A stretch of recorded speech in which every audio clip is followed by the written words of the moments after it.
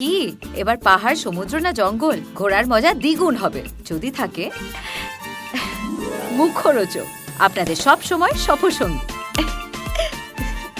মুখরোচক আপনাদের ভালোবাসায় জড়িয়ে ৭৫ বছর পেরিয়ে। আমার খুব ইচ্ছে ছিল যে আমি সংসার করব, আমার বাচ্চা হবে, কিন্তু আমাকে নিয়ে মাথা খারাপ হয়ে গেছে, কারণ আমি মেয়ে। আমার চরিত্রে দোষটা দেওয়া তোমাদের আগে দরকার। অনেকে বলছিলে যে কি করে বেঁচে গেল, মরে গেল না কেন।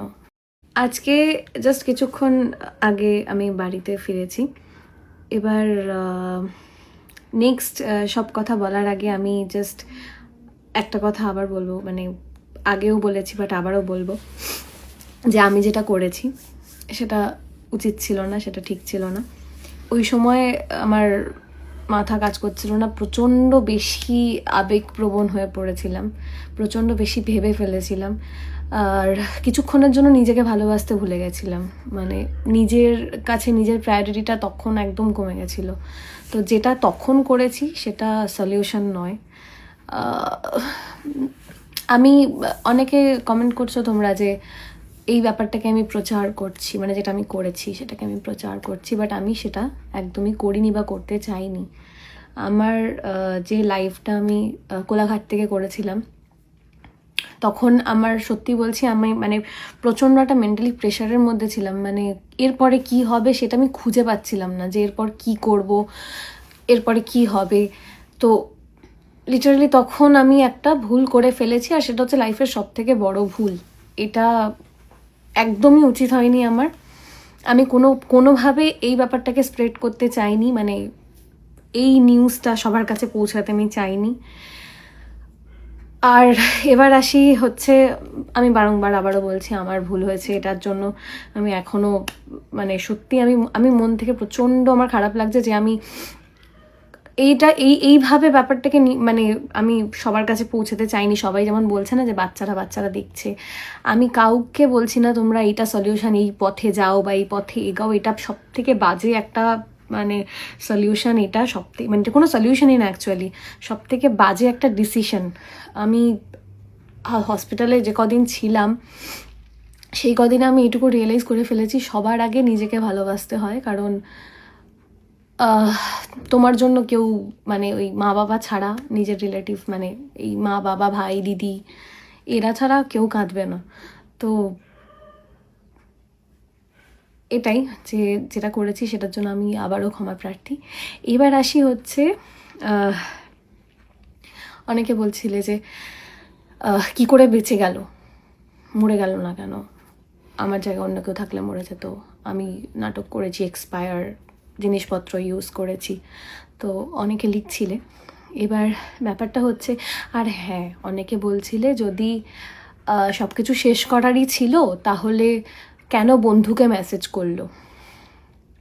আমি বন্ধুকে মেসেজ করেছি, শায়ককে আমি মেসেজ করেছি, একটাই কারণ ছিল, আমি জানতাম আমি কিছু কথা আমার পৌঁছানোর ছিল, সেটা আমার একমাত্র ওই একজন বন্ধু যে আমার মতো রাত চড়া 3টে, 3:30, 4টে অবধি জেগে থাকে। আমি জানতাম যে আমি ওকে বললে কথাগুলো আমার পৌঁছে যাবে। আমি মাকেও বলতে পারতাম, গাড়িতে মা ছিল, পাপাইদা ছিল, মধুমিতা ছিল, মানে আমার সাথে যে মেয়েটা যায় সবাই ছিল। কিন্তু আমার তখন কিছুই ইচ্ছা করছিল না যে আমি ওদেরকে এগুলো ইনফর্ম করি, তাহলে ওরা আরও মানে হুটোপাটা করবে। আমার তখন মনে হচ্ছিলো চলো এবার সব শেষ, বাট সেটা ভুল ছিল। তো আমি এই কারণেই বন্ধুকে মেসেজ করেছি যে আমার ওকে কিছু বলার আছে, যে আমি তোকে কিছু কথা বলবো, তুই কি মানে শুনবি, এটার বেসিসে ওকে মেসেজ করেছিলাম। তো ততক্ষণে মানে ও বলছে কি হয়েছে, তারপরে আমি ওকে বলি যে আমি এরম কিছু কাণ্ড ঘটিয়েছি।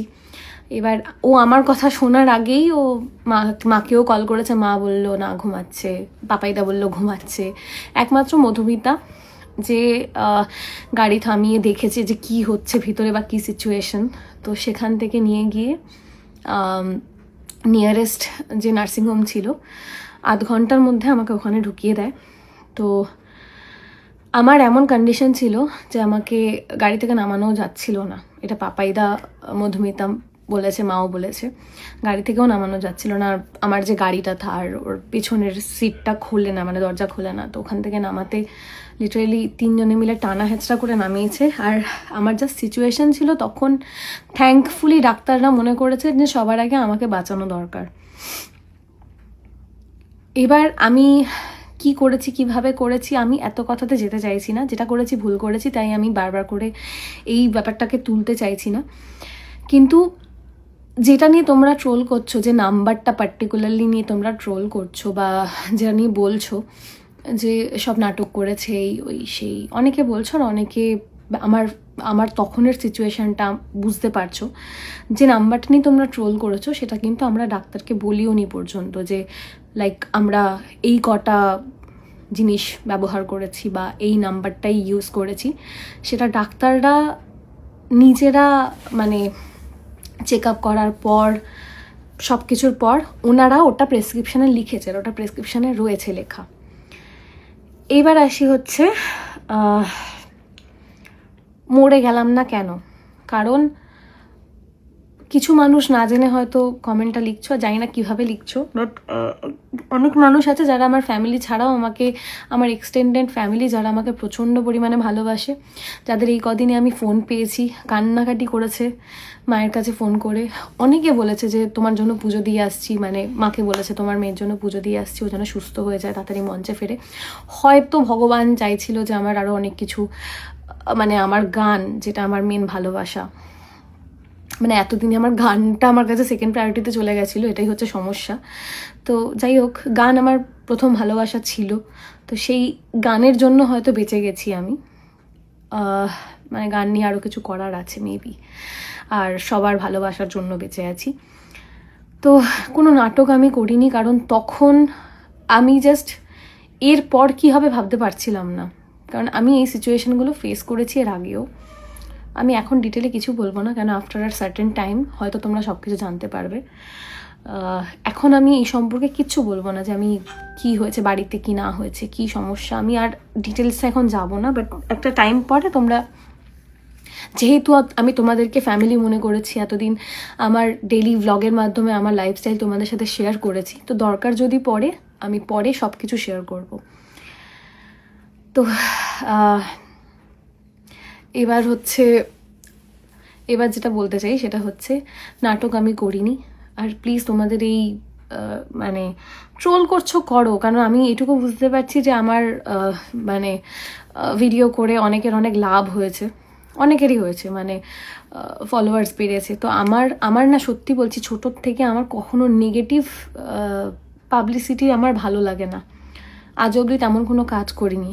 তাহলে অনেক দিন আগে আমার কাছে অপশান ছিল, আমি না যখন আগে মডেলিংও করতাম বা যাই করতাম, মানে আমি বলছি না যে আমি কারোর রুচি নিয়ে কোনো কথা বলছি না, বাট আমার ভিডিওতে অনেকে ঢুকে লিখছো দেবলিনার সাজগোজ ভালো না, ড্রেস আপ সেন্স ভালো না। কোন দিকটা দিয়ে মনে হয়েছে? আমি মানে যে জামা কাপড় ক্যারি করতে পারে সে পরে, কোনোটাতে খারাপ নেই, কিন্তু আমি কখনো এই ইন্ডিয়ান বা এথনিক ছাড়া আমি খুব একটা জামা কাপড় পরি না। হ্যাঁ, এবার স্টেজে অনেক সময়, কিন্তু তাও যা পরতে হয়, নয় ফুল স্লিভ, নয় এই ওই সেই। কিন্তু কিসের বেসিসে তোমরা বলছো যে আমার জামা কাপড় ভালো না? আমি জানি না, আমি কমেন্ট পেয়েছি এরকম অনেকেই লিখছো। আর এবার আসি হচ্ছে, এবার সরি টু সে আমাকে টানতে হচ্ছে যে পাইলটের সাথে আমার ইয়েটা ভালো যায় না, কি বলে, মানে বলো না টার্মটা, স্টেটাস। তো সেখানে স্টেটাসটার কথাটা যদি বলতে হয়, সেটা আমি বলি যে হ্যাঁ, ও ভালো কাজ করে। আমি যে জায়গাটাতে রয়েছি সেখানে আমি নিজে দাঁড়িয়েছি। ক্লাস 8-এ যখন পড়ি আমি, তখন থেকে আমি সংসার টানছি। বাবা অসুস্থ ছিল, তখন থেকে আমি সংসার টানছি, নিজেও পড়েছি, ভাইকেও পড়িয়েছি। আর লাকিলি আমার ভাই আমার মুখ উজ্জ্বল করেছে, একবারে নেট ক্লিয়ার করেছে, ইভেন অল ওভার ইন্ডিয়াতে র্যাঙ্ক করেছে, সিইউর টপার। এখন সেন্ট জেভিয়ার্সে পড়ছে, সেখানেও মানে যাই হোক। এবার ফিউচারে অনেক ইচ্ছা আছে ওকে নিয়ে। আমার মানে কি বলবো, ওকে আমি ভাই মনে করি না, আমার ছেলে মনে করি। তো সেই বেসিসে ওকে নিয়ে আমার স্বপ্ন। তো যদি স্টেটাসের কথা বলো, এটা হচ্ছে স্টেটাস, যেটা আমি নিজে করেছি। সবার বাবা ব্যাকগ্রাউন্ডে থাকে, আমার বাবা কিন্তু কখনো গরিব ছিল না, কখনোই গরিব ছিল না। কিন্তু মানুষের সবসময় তো জীবন ঠিক থাকে না, না। আমার বাবার একটা সিচুয়েশন ছিল যখন বাবা প্রচণ্ড অসুস্থ হয়ে পড়েছিল, টানা পোড়ন সব কিছু, মানে মানুষটা বাঁচবে না এরকম একটা সিচুয়েশান। সেখানে দাঁড়িয়ে সব কিছু চলে গেছিলো, আবার সে ঘুরে দাঁড়ানো। তো তার মানে এই নয় যে একবার মানুষ সব কিছু হারিয়ে ফেলেছে মানে সে কখনো কিছু ঘুরে দাঁড়াতে পারবে না, সে কিছু করতে পারবে না, যাই হোক। তো এটা হচ্ছে ব্যাপার। এবার আসি হচ্ছে যাকে নিয়ে তোমাদের এত প্রবলেম, মানে কিছু মানুষের প্রবলেম, সে হচ্ছে আমার দিদিভাই। আমার দিদিভাই হঠাৎ করে উদয় হয়নি। আমি এগুলো বলতে চাইনি, তো আমাকে বলতে হচ্ছে, কারণ দিদিভাই আমার পাশে দাঁড়িয়েছে বলে দিদিভাই নিজেও ট্রোল হচ্ছে, সেটা আমি চাই না। এবার দিদিভাইয়ের ড্রেসিং সেন্স নিয়ে অনেকের প্রবলেম আছে, ক্যারি করতে পারে বলে পড়ে, যাই পড়ে না কেন। আর রিলস বানানোটা আমার মনে হয় না যে বিশাল মহাপাপ করে ফেলে, রিলস তো সবাই বানায় এখন, আমিও বানাই, তো তাতে কোনো সমস্যা নেই। এবার দিদিভাই কোথার থেকে গজালো সেটা বলি। দিদিভাই হচ্ছে আমার বাবার,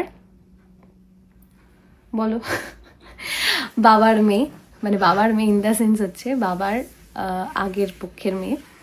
তো সেই বড় মা, আমি বড় মা বলি, তো সেই বড় মার মেয়ে বাবা। তো বড় মা ক্যান্সারে মারা যায়, তখন দিদিভাইয়ের বয়স কত ছিল? 11।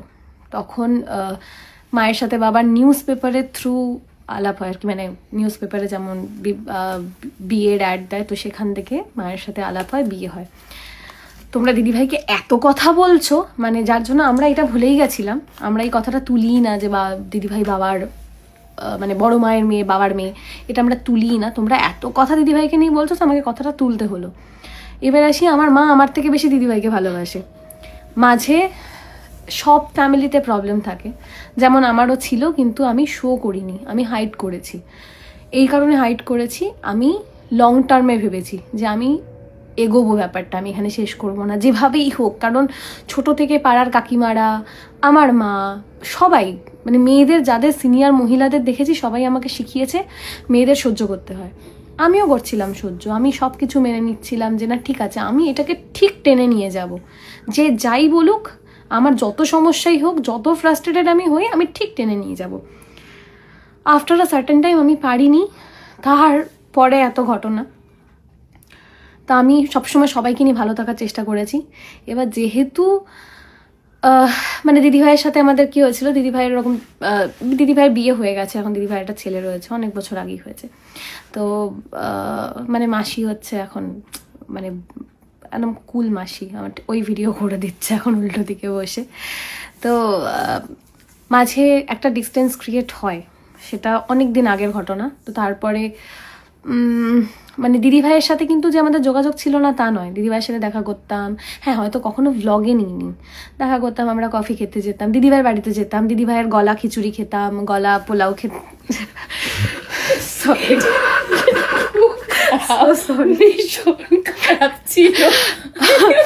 না এটা চালের দোষ ছিল না, ওটা রান্নার দোষ ছিল, ভীষণ বাজে।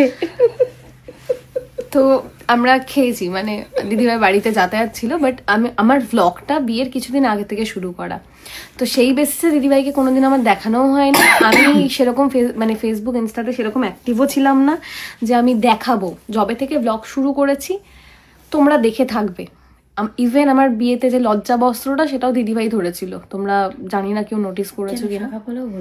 হ্যাঁ, শাখা পলাটাও দিদিভাই পরিয়ে দিয়েছিল, হঠাৎ করে এসে উদয় হয়নি। তো এটা হচ্ছে ব্যাপার। এবার হচ্ছে যাই হোক, এটা হচ্ছে আমাদের ফ্যামিলি, আমরা এরকমই। আমাদের এখানে ওই মানে তোমরা যেরকম বলছো উদয় হয়েছে, আমাদের এখানে ওরকম সমস্যা নেই।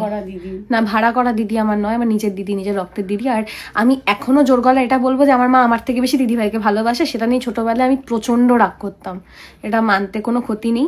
মায়ের একটাই বক্তব্য ছিল যে আমি তোর দিদিকে দেখে এসছি, আমি সবসময় ওকে ভালোবাসবো। ইভেন এখনও ধরো আমার সাথে দিদিভাইয়ের একটু কথা কাটাকাটি হলো, আমি ভাবলাম আমি আর ফোনই করবো না, তো ফোনটা সবার আগে মায়ের থেকে চলে যায়, কি হয়েছে রে এরকম করে চলে যায় সলভ করার জন্য। তো এটা হয়। তো যাই হোক, এইবার হচ্ছে আমার অনেকে লিখছো না যে এত মাখো মাখো সম্পর্ক কি করে কি সমস্যা হয়ে গেল। ব্যাপারটা হচ্ছে বিয়ের আগের কমিটমেন্ট আর বিয়ের পরের কমিটমেন্ট যদি সেম থাকে সমস্যা হয় না। বিয়ের আগে তোমার কমিটমেন্ট একরকম, বিয়ের পরে কমিটমেন্ট চেঞ্জ হয়ে গেলে তখন সমস্যা। এটা আমি সবাইকেই বলছি, যেটা তোমরা বিয়ের পর মেনটেন করতে পারবে না সেই কমিটমেন্টে যেও না। বিয়ের আগে যে কমিটমেন্টটা করবে, বিয়ে করার জন্য ধরো কমিটমেন্ট করছো, সেটাকে বিয়ের পরে মেনটেন করো।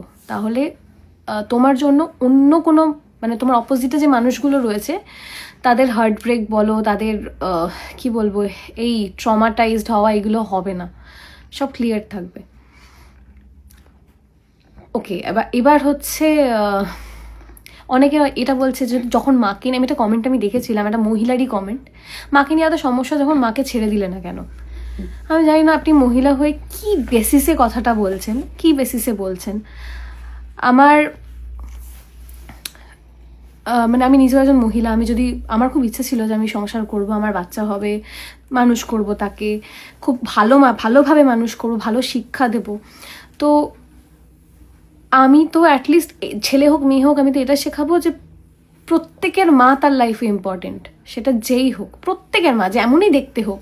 তুমি কালো বলে তুমি খারাপ, তুমি সুন্দর দেখতে বলে ফর্সা বলে তুমি ভালো, এইভাবে তো আমি কাউকে জাজ করি না। কারণ আমি জানি না, আমার ক্লোজ অনেকে এরকম আছে, অনেকে তাদেরকে নিয়ে কমেন্ট করে কেমন বিচ্ছিরি দেখতে, এই ওই সেই চেহারা বডি শেমিং করে, কিন্তু আমি কখনো কাউকে এভাবে জাজ করি না। এর ব্যাপারটা হচ্ছে দিদিভাইকে ছাড়া ওটা আমার বলার রাইট আছে। তো আমি মাঝে মধ্যে ডাকিও মুটি বলে, এখানে আমার কিছু করার নেই। না বেচারা এই যে 10টা দিন আমি হসপিটালে ছিলাম, হসপিটালের সোফাগুলো তো ভীষণ বড় বড়, সেই সোফার মধ্যে আমার দিদিভাই আর ঋষি দুজন, একজন এদিকে মাথা একজন ওদিকে মাথা করে একটা সোফায় দুজন শুয়েছিল কন্টিনিউ 10 দিন। ওকে, এবার শুয়ে উনি ছিল, আমি বসেছিলাম। তুই হাফ শোয়া ছিলি কেন, কি জায়গা ছিল না? হ্যাঁ ওই একই যাই হোক, তো আসলে ওরা সবাই মিলে আমাকে একটু হাসানোর চেষ্টা করছে, কারণ ডাক্তার থেকে শুরু করে সবাই বলেছে যে ওকে একটু মেন্টালি সাপোর্ট দিও, তো যাতে আমি পাগল না হয়ে যাই। তো সেই চেষ্টাটাই চলছে এখন। এবার হচ্ছে দিদিভাই আর কি যেন একটা পয়েন্ট তখন বললাম বলে তো ফটোগ্রাফার। হ্যাঁ ওকে, আচ্ছা ফার্স্টে মায়েরটা বলে নিই, সেটা হচ্ছে আমি আমার দুটো ফ্যামিলিকে আমি সমানভাবে দেখেছি। অনেকে দেখে থাকবে আমি 2 মাকে সমান জামা পরাতাম, ম্যাচিং পরে ছবিও তুলেছি, 2 মা সমান জিনিস পরেছে। বাবাকেও, বাবার জন্য ওই বাড়ির বাবার জন্য ধুমধাম জিনিসপত্র নিয়ে যাওয়া, এগুলো আমি করতাম। কারণ আমি না ভাবিনি যে আমার এই ব্যাপারটা লং টার্মে চলবে কি চলবে না, আমি ভাবিনি। আমি ভেবেছি যে আমি তো লাইফ টাইম কাটিয়ে দেবো, যেভাবেই হোক কাটিয়ে দেবো। তো এবার কি বলতো, যে মানুষটা বাইরে যত হাসছে তার মানে মানুষটা যে ঠিক আছে তা নয়। অনেক সময় অনেকে অনেক কিছু চেপে যায়। এবার সমস্যাটা হচ্ছে আমাকে না কেউ জিজ্ঞাসাই করতো না। হ্যাঁ আমার মা জানতো, দিদিভাই জানতো, বাট বাইরের কেউ আমাকে জিজ্ঞাসা করতো না যে তুই ভালো আছিস, এই একটা কথা। এই কথাটা অনেক সময় আমি মাঝে মধ্যে ইভেন আমার লাইভ যারা বা ভিডিও যারা ভ্লগ যারা কন্টিনিউ দেখেছো, কি মাঝে মধ্যে কিছু ভ্লগে অনেকে কমেন্ট করেছো তোমার কি বাই এনি চান্স মন খারাপ, বাই এনি চান্স কিছু হয়েছে। তো তখন না আমি সিচুয়েশনগুলো ফেস করছিলাম। তো আমি জাস্ট আমার লাইফে যে খারাপ মোমেন্টগুলো আমি তখন ফেস করছিলাম, তো যার জন্য আমি তখন হয়তো ভিডিওতে আপসেট হয়ে পড়েছি, তোমাদের সাথে কথা বলেছি, এটা করেছি আমি। আচ্ছা এবার আসি হচ্ছে, মাঝে একটা পোস্ট খুব উঠেছিল, আমি নাম নিচ্ছি না, আমি নাম নিতে চাই না, বেকার ফুটেজ খাওয়াতে আমি চাইছি না।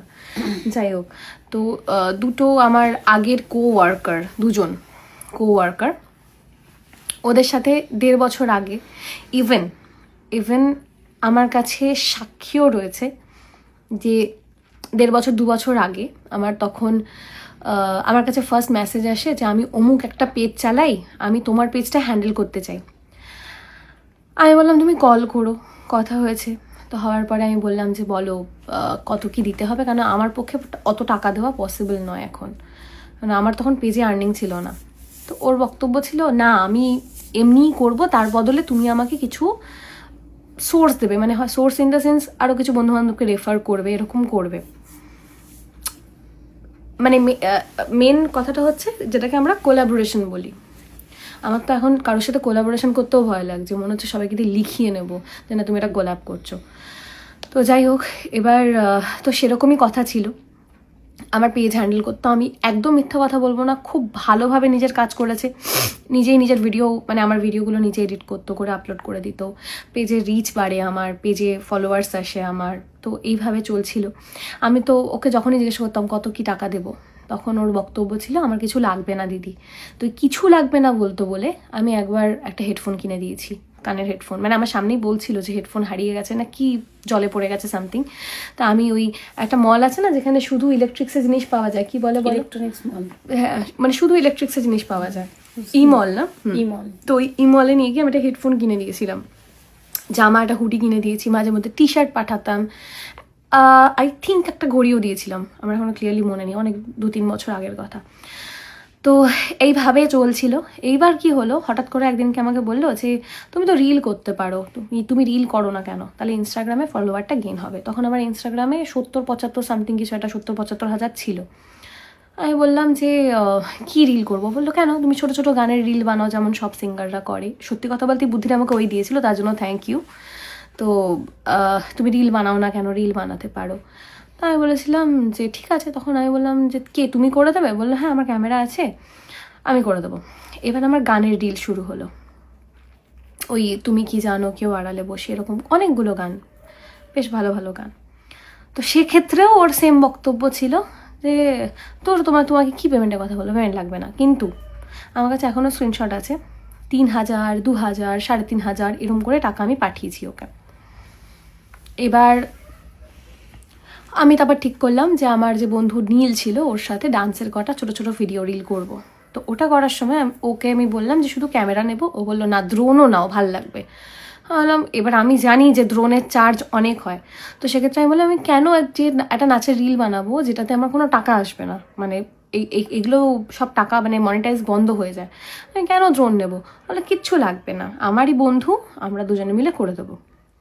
ঠিক আছে, তো সেই বেসিসে হলো।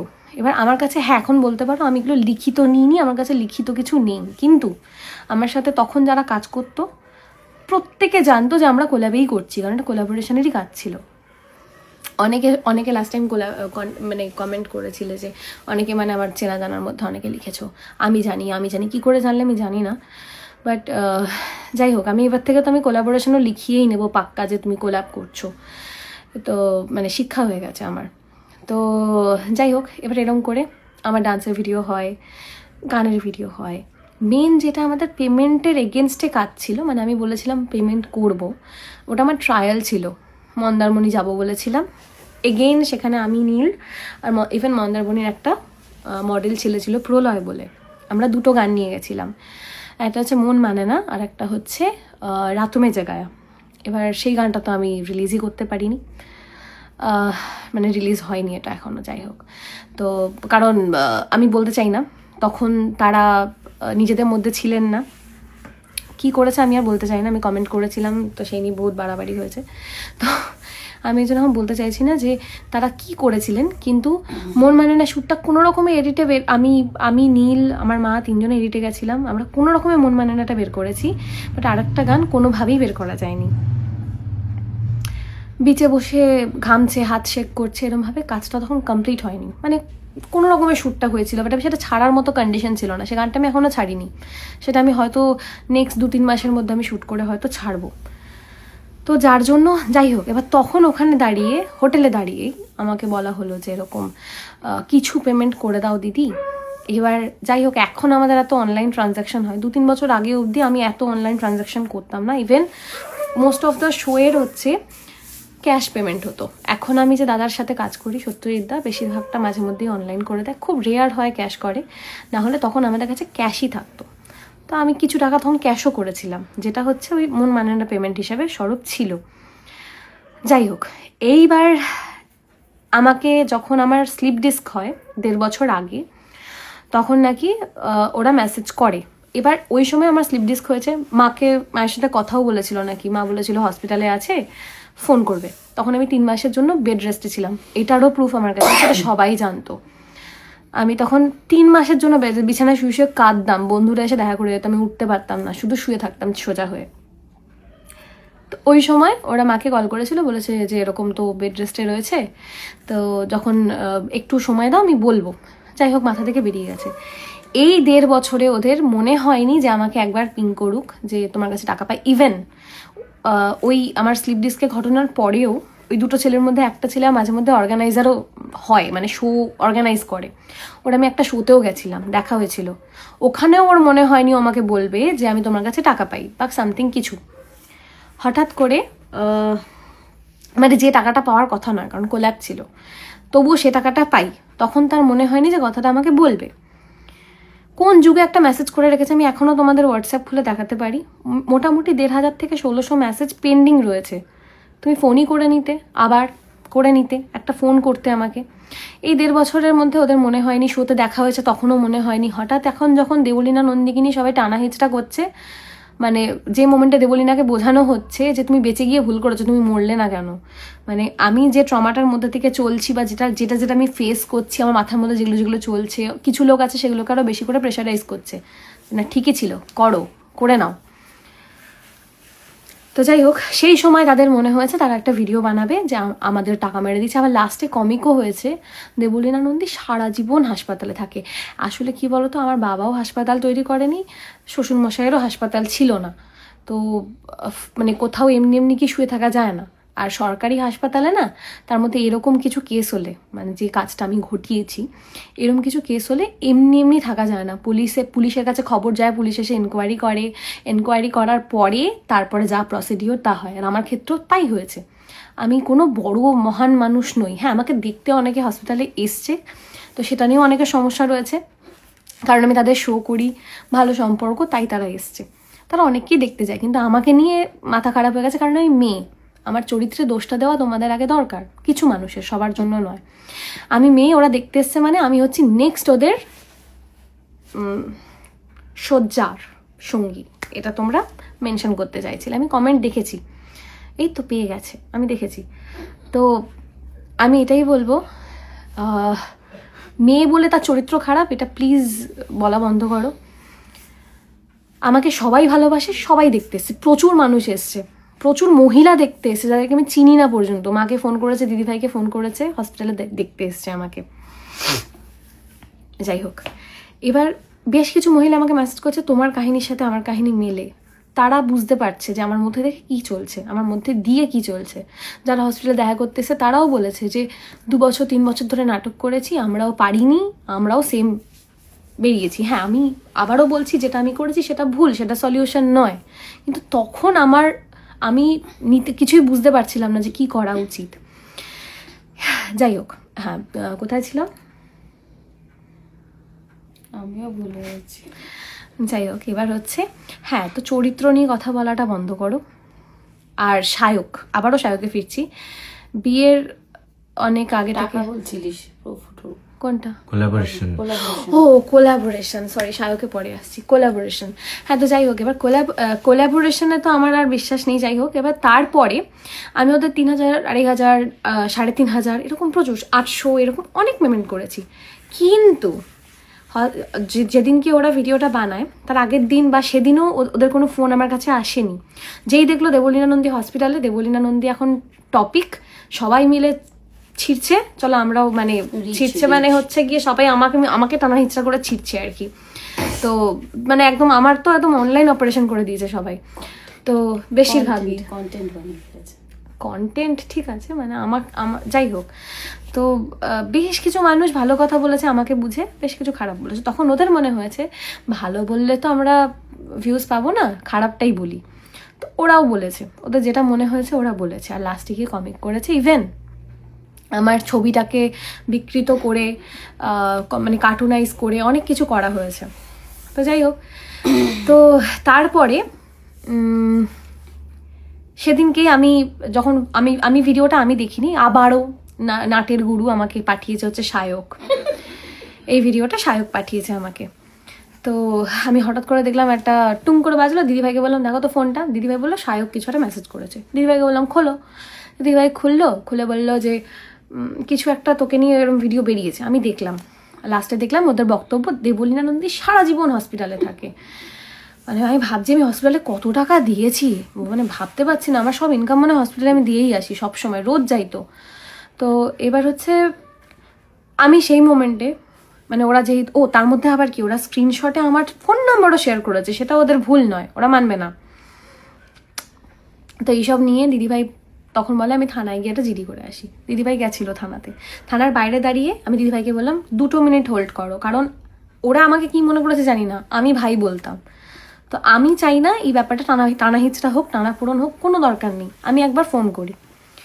আমি তার আগে আমি অনেকবার মানে ওদের ভিডিও দেখার পরে অনেকবার কল করেছি, দুজনের কেউ ফোন ধরার প্রয়োজন মনে করেনি। একদম রাতের দিকে গিয়ে, শেষ রাতের দিকে গিয়ে একজন ফোন ধরে বলছে আমি শো থেকে ফিরছি, আমি ফিরে কথা বলছি। তারপরে কথা হওয়ার পরে আমি বললাম যে তুমি ভিডিওটা ছাড়ার আগে একবার আমায় কল করতে না, তোমাকে তো অনেকবার কল করেছে। কবে করেছো? বলো 1.5 বছর আগে। আমি বললাম তখন আমি কোথায় ছিলাম? না তুমি তখন হসপিটালে ছিলে। আমি বললাম মানে আমার স্লিপ ডিস্ক অপারেশনের সময় ওদের তখন মনে পড়েছে, আবার এখন মনে পড়েছে, তার মাঝে ওদের মনে হয়নি যে চাই, যেখানে দেখাও হয়েছে। তো যাই হোক, এই টাকাটা কিন্তু মানে আমার দেওয়ার কথা ছিল না, বাট স্টিল আমি ওদেরকে বললাম আমি তোমাদের কত টাকা দরকার। ওরা যে টাকাগুলো আমার কাছ থেকে পেয়ে গেছে 3,000, 2,500, 3,500 হোয়াট এভার যা যা পেয়ে গেছে, স্ক্রিনশট আছে, তারপরেও ওই প্রত্যেকটা কন্টেন্টের টাকা অ্যাড করে আমাকে 53,000 টাকার একটা লিস্ট পাঠায়। মানে তখন ওই আমি যে টাকাগুলোতে দিয়ে দিয়েছি 3, 3.5, 2.5 হোয়াট এভার যেগুলো দিয়ে দিয়েছি ওগুলো মাইনাস হয়নি, সব সমিত 53,000 টাকা। আমি 53,000 টাকাই ওদেরকে পাঠিয়ে দিয়েছি। দেওয়ার পরে আমি ওদেরকে বললাম যে আমি পাঠিয়ে দিচ্ছি, কিন্তু তুমি আগের ভিডিওটা ডিলিট করবে।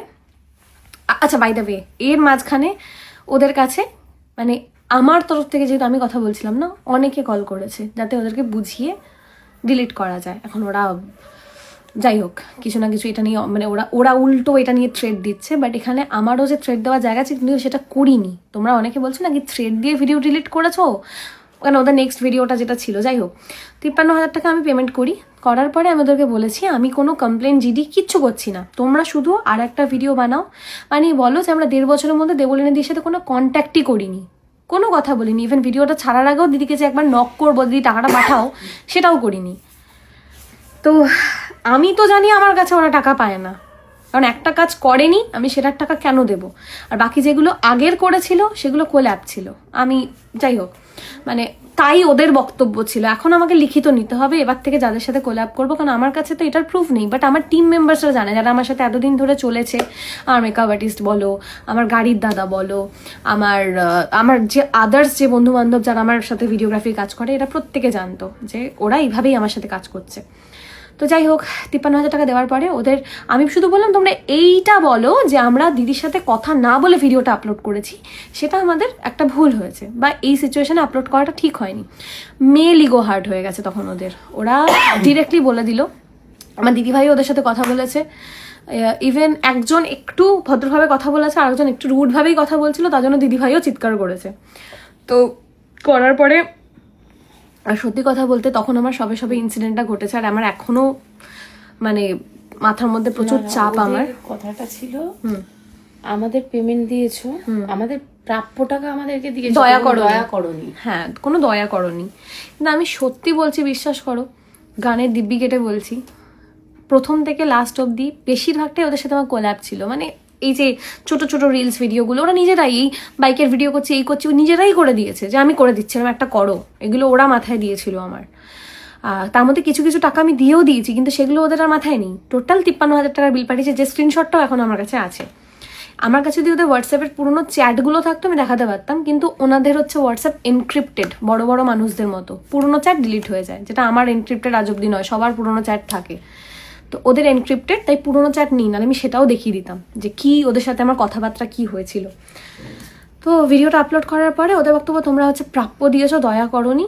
তো আমি এরকম ভিডিওতে কিছু বলবো না, আমি শুধু বলবো টাকাটা পেয়ে গেছি, তাও উইথ ফুল অ্যাটিটিউড। টাকাটা পাওয়ার পরে ওরা পরের দিন মানে ওদের পুরো 24 ঘন্টা টাইম লেগেছে আর একটা ভিডিও করতে, কারণ লোকের কাছে পৌঁছাক যে টাকাটা দেয়নি। তো সেখানে গিয়ে পরের দিন ওরা ভিডিও করে বললো আমরা টাকাটা পেয়ে গেছি, সব হয়ে গেছে, সলভ হয়ে গেছে, এরকম ওরকম সেরকম। তার মধ্যে ঢুকেছে কিছু নিউজ চ্যানেল, তোমাদের কাছে আপডেট থাকে দেবলীনা নন্দী কার টাকা দেয়নি, এই আপডেটটা থাকে না যে টাকাটা পেয়ে গেছে, তোমরা সেই টাকা পেয়ে যাওয়ার পরেও পুরনো আপডেট দিয়ে যাচ্ছ, টাকা দেয়নি টাকা দেয় না, সেটা নিয়ে অনেকে খিল্লি করছে, হা হা হি হি করছে, মানে কেন আমি বুঝি না। আমি সেখানে আবার চরিত্রের দোষ। সেখানেও চরিত্রের দোষ, কি নাকি টাকা দিই নাকি চরিত্র খারাপ, আমার নাকি এইভাবে চলে, কিসের জন্য, কেন চলবে এভাবে, এভাবে চলে না আমার। আমি শুধু তাদের কাছে থ্যাঙ্কফুল যাদের কমেন্ট বা যাদের মেসেজ দেখে আমি একটু স্ট্রং হয়েছি, কারণ আমি প্রচণ্ড পরিমাণে ভেঙে পড়েছিলাম, ইভেন এখনও ভেঙে রয়েছি আমি। এগেন স্ট্রং থাকতে হবে, সবাই মিলে বলছে মাথা সোজা রাখো, স্ট্রং থাকো, কিছু হয়নি, আরও বেটার কিছু হবে, সামনে অনেক কিছু পড়ে আছে, তো আমাকে স্ট্রং থাকতে হবে, আমি স্ট্রং আছি। কিন্তু বেশ কিছু মানুষের কমেন্ট আর বেশ কিছু মানুষের মেসেজ, বেশ কিছু মানুষের কল আমাকে এই জায়গাটা দাঁড়াতে সাপোর্ট করেছে, তাদেরকে অসংখ্য ধন্যবাদ মন থেকে। আর যারা কাদা ছোড়াছড়ি করছো, প্লিজ এবার বন্ধ করো। আমি এরকম নেগেটিভভাবে আমি ট্রেন্ডিংয়ে থাকতে চাই না, প্লিজ বন্ধ করো। আর আমার এখন পার্সোনাল লাইফে আর যাই হবে, মানে আমার এই কি বলবো ম্যারিটাল লাইফে যাই হবে, আমি এখন আর এই নিয়ে কোনো আপডেট দেবো না, এই নিয়ে কোনো কথা বলবো না, কোনো নিউজ মিডিয়া কোনো পোর্টালে আমি আমার ম্যারিড লাইফ নিয়ে কোনো কথা বলবো না।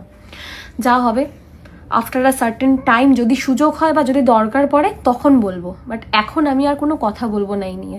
হ্যাঁ, তা বলে যাদের আমার ভ্লগ নিয়ে সমস্যা, আমি ভ্লগ বন্ধ করব না, কারণ ভ্লগের থ্রু আমি অনেকের কাছে পৌঁছেছি, অনেকের সাথে কথা বলতে পারি। আর হ্যাঁ, মোদ্দা কথা আমার সংসারও চলে বলতে পারো, কেন অনেকে তো বলবে না যে টাকা আসে, বলো না, হ্যাঁ টাকা আসে। এই আমাকে তোমরা কন্টেন্টে দেখিয়ে আমাকে ছোট করে তোমরা অনেকে টাকা কামিয়েছো না জেনে, অনেক অনেক বড় বড় ক্রিয়েটাররাও টাকা কামিয়েছে না জেনে, আমাকে ছোট করে কামিয়েছো। তো সেক্ষেত্রে আমিও টাকা ইনকাম করি, কারণ আমার প্রফেশন এটা। যাদের এটা প্রফেশন ছিল না, এই কয়েকদিনে এটা তাদেরও প্রফেশন হয়ে গেছে, 10 দিনে। যাদের ভ্লগিং বা ট্রোল করা প্রফেশন ছিল না, এখন তারাও প্রফেশনাল ভ্লগার আর ট্রোলার, তারাও করছে। তো যাদের পেজ মনিটাইজ ছিল না, মনিটাইজ হয়ে গেছে। কিন্তু আমার আর্নিং সোর্স এইগুলোই, আমার ফেসবুক, আমার ইউটিউব, আর আমার শো, আর আমার ক্লাস অবভিয়াসলি। তা আমি ভ্লগ বন্ধ করব না, ভ্লগ আমি করব, কিন্তু এখন আমি একটু ঘেটে রয়েছি, একটু স্ট্রং থাকার চেষ্টা করছি। এখন মেডিটেশন করব, শুরু হবে জাস্ট মানে মাথা ঠান্ডা রাখার জন্য।